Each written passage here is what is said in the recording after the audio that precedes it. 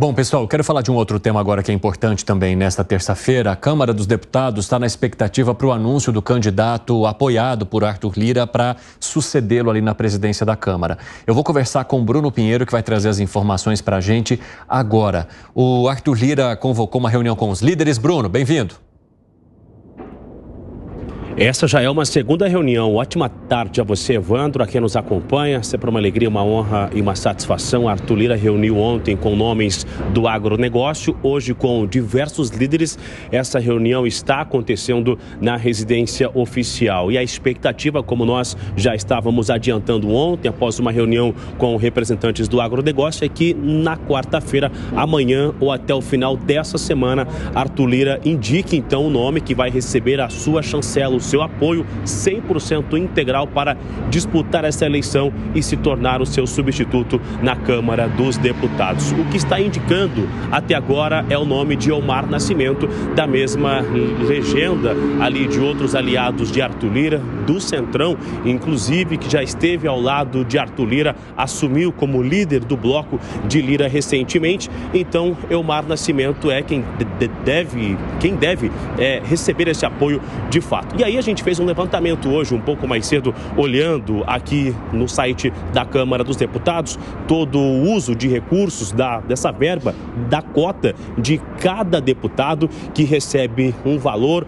às vezes, dependendo do estado, se é muito distante aqui da capital federal, Evandro, esse recurso é um pouco maior para comprar essas aéreas, inclusive, que sempre estão nas alturas, tem ali a manutenção do aluguel de algum escritório, tem também essa divulgação, aluguel de veículos e combustível. O deputado Omar Nascimento, somente em 2024, ele utilizou o maior valor, cerca de 42%, algo um pouco mais de 131 mil reais para a divulgação da sua atividade dentro da Câmara dos Deputados. É justamente quando se faz um repasse para ficar mais conhecido dentro da sua função, no seu estado, na sua região. Às vezes, esse valor é feito uma cobrança automática, em outras vezes ele tem o pagamento, ele recebe um comprovante e depois apresenta este comprovante na Câmara dos Deputados. Então, Omar Nascimento, que tudo indica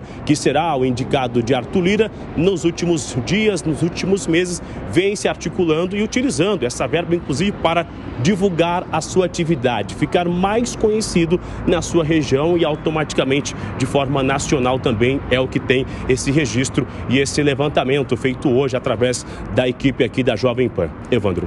Muito obrigado pelas informações, Bruno Pinheiro.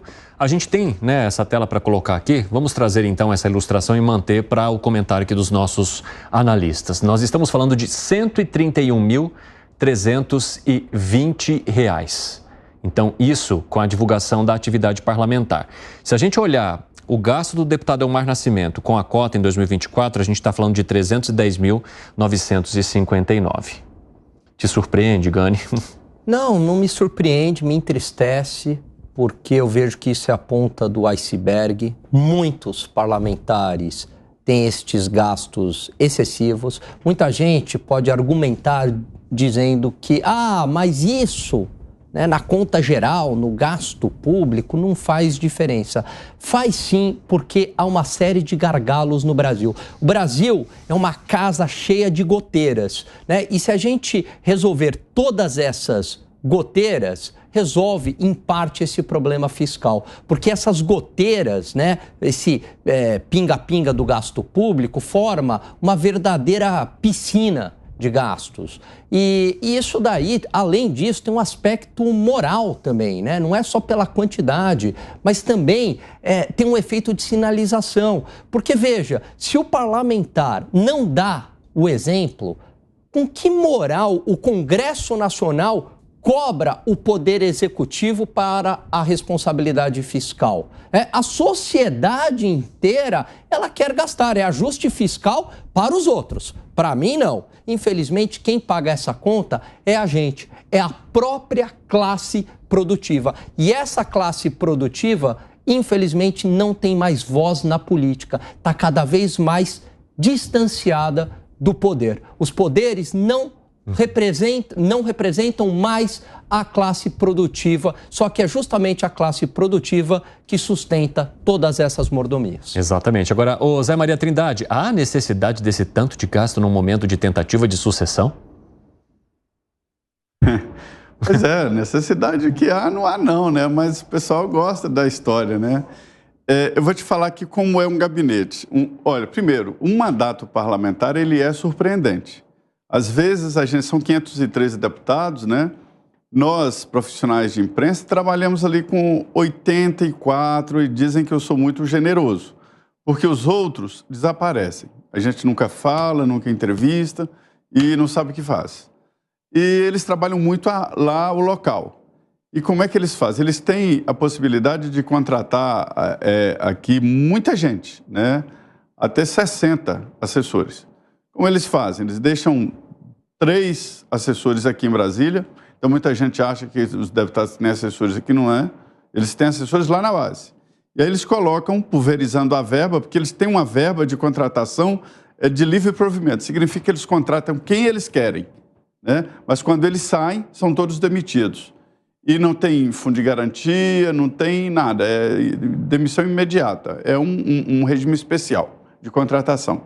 Eles colocam cabos eleitorais nos municípios que seriam escritórios deles. Então, é esse. Fora essa verba do gabinete, que ele tem um máximo. Ele não pode pegar toda a verba e jogar num só salário. Tem um salário máximo, que eu acho que é R$25 mil, né? E o mínimo, que eu acho que é R$1.500. Aí ele pulveriza ou não, aí depende de cada um. Se ele quiser um assessor muito bom, assessor jurídico e tal, ele tem que reduzir o número de profissionais para a verba, né, ficar entre todos eles, tá bom. E aí tem R$31 mil, que é a verba de gabinete. E nesses 31 mil ele distribui como quiser. Pode ser toda de divulgação das atividades parlamentares, que eu acho isso uma besteira. Divulgação da atividade parlamentar é você dar entrevista, é você fazer o que deve ser feito e pronto. Pede um assessor para postar e boa, né? Mas, enfim, tem essa verba. E essa verba é contra a apresentação de recibo, ou nota fiscal. Então, são empresas que emitem notas fiscais e a Câmara paga. E ninguém fiscaliza. Eu fui perguntar uma vez na Câmara, me disse o secretário-geral da Câmara assim, nós não temos Tribunal de Contas aqui, eu não posso montar um Tribunal de Contas.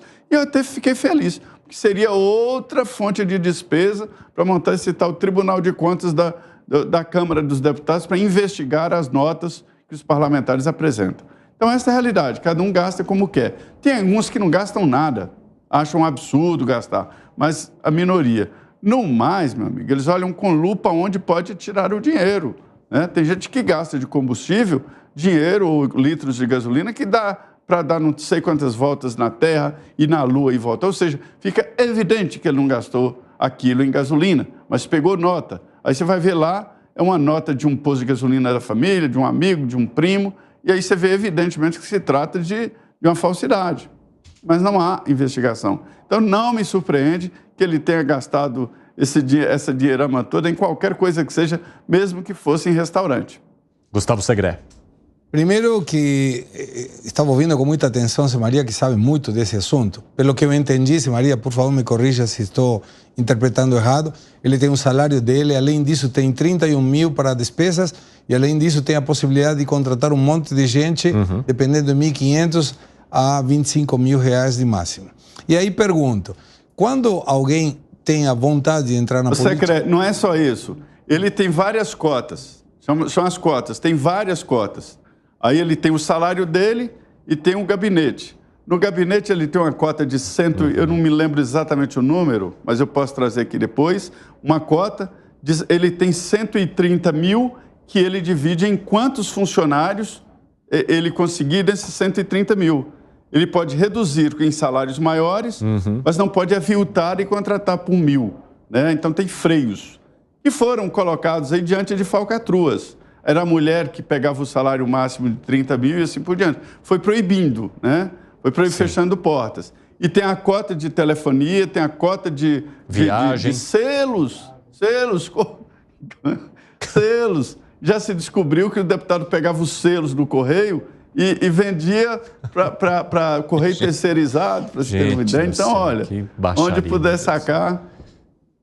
Fala, Segré. Mas olha como são. Piorou ainda mais. Eu já estava frustrado, agora estou desesperado.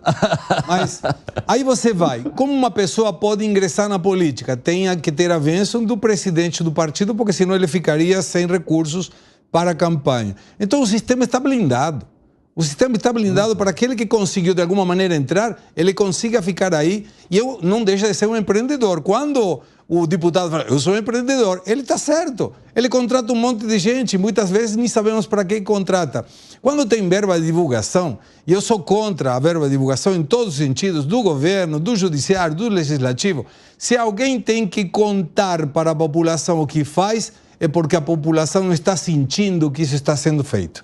E não adianta eu contar, não, vai ter picanha para todo mundo. Se eu não consigo comer picanha, não adianta essa narrativa. Não, vão melhorar as coisas na segurança. Se eu sou assaltado o tempo todo, não adianta a publicidade que me diga que as coisas estão sendo bem feitas. Mesma coisa na saúde e na educação. Então, para que serve esse recurso todo? Para um dispêndio político que nós pagamos e que não tem nenhum benefício para a sociedade. Não é melhor aí, 310 mil reais equivale mais ou menos a uma moradia na casa, Minha Vida. Pô, disponibiliza isso.